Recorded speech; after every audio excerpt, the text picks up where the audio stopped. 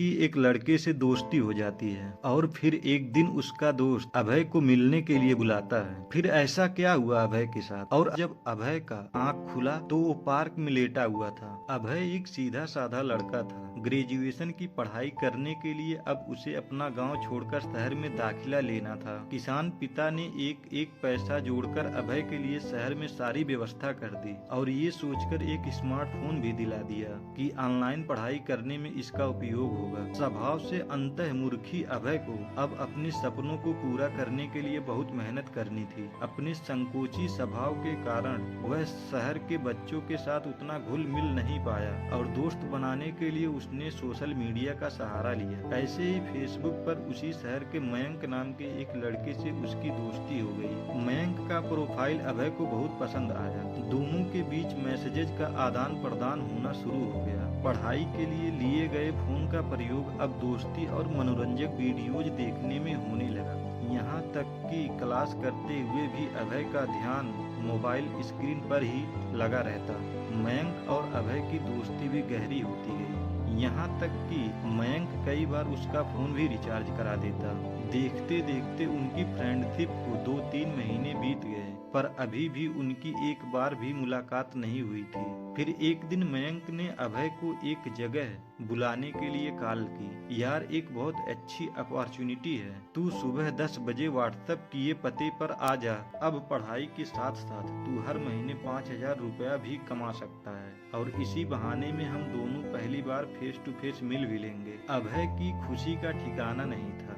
दोस्त से मिलने की खुशी और पैसा कमाने का अवसर मिलने की बात से वो फूला नहीं समा रहा था। अगले दिन वह सुबह जल्दी उठा और तैयार होकर मयंक के दिए पते की ओर बढ़ गया। वो जगह शहर से कुछ दूर थी, इसलिए अभय उधर जा रही एक बस पर सवार हो गया। 1 घंटे के सफर के बाद आखिरकार वो पूछते पाछते दिए हुए पते पर पहुंच गया। अभी वह दरवाजा खटखटाता कि इससे पहले एक कार उसके पास आकर रुकी। उसमें से 45 से 50 साल का एक अधेड़ व्यक्ति बाहर निकला और बोला, सुनो बेटा, क्या तुम्हारा नाम अभय है? जी अंकल, अभय बोला। मुझे मयंक ने भेजा है। दरअसल अचानक मीटिंग का स्थान बदल गया है। आओ कार में बैठो, मैं तुम्हें सही जगह ले चलता हूँ, व्यक्ति बोला। अभय फौरन कार में बैठ गया और वे आगे बढ़ गए। व्यक्ति ने अभय की केयर करते हुए उसे पीने के लिए फ्रूट जूस दी। फ्रूट पीने के करीब 3 घंटे बाद जब अभय की आंख खुली तो उसने खुद को एक पार्क में लेटा हुआ पाया। उसे पेट के एक तरफ काफी दर्द महसूस हो रहा था। मोबाइल और पैसे भी गायब थे। कुछ देर तक तो उसे समझ ही नहीं आया कि वो आखिर कार से यहाँ कैसे पहुँच गया। फिर उसने शर्ट उठाकर दर्द वाली जगह देखी तो वहाँ एक चीरा लगा हुआ था। अभय का दिल तेजी से धड़कने लगा। वह समझ चुका था कि उसके साथ कुछ बहुत गलत हो चुका है। वह फौरन भागकर डॉक्टर के पास गया, पर डॉक्टर ने जो बात उसे बताई उसे सुनकर उसके पैरों तले जमीन ही खिसक गई। उसके शरीर से एक किडनी गायब थी। अब उसकी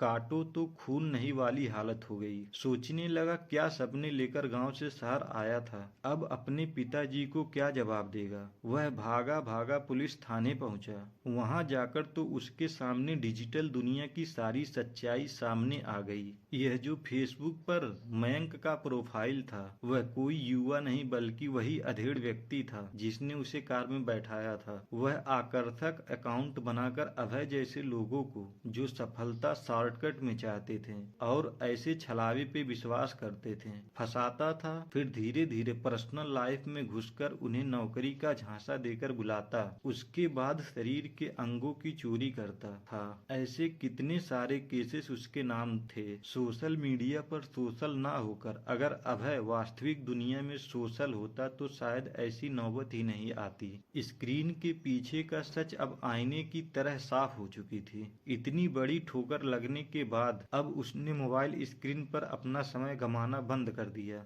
वास्तविक और आभासी दुनिया के बीच का फर्क अब उसकी समझ में आ चुका था। पर बहुत कुछ खोने के बाद दोस्तों, ऑनलाइन वर्ल्ड में किसी पर आंख मूंद कर विश्वास करना आपको मुसीबत में डाल सकता है। इसलिए सोशल मीडिया और इंटरनेट को प्रयोग पूरी सावधानी के साथ करें ताकि आपको कभी अभय की तरह पछताना ना पड़े।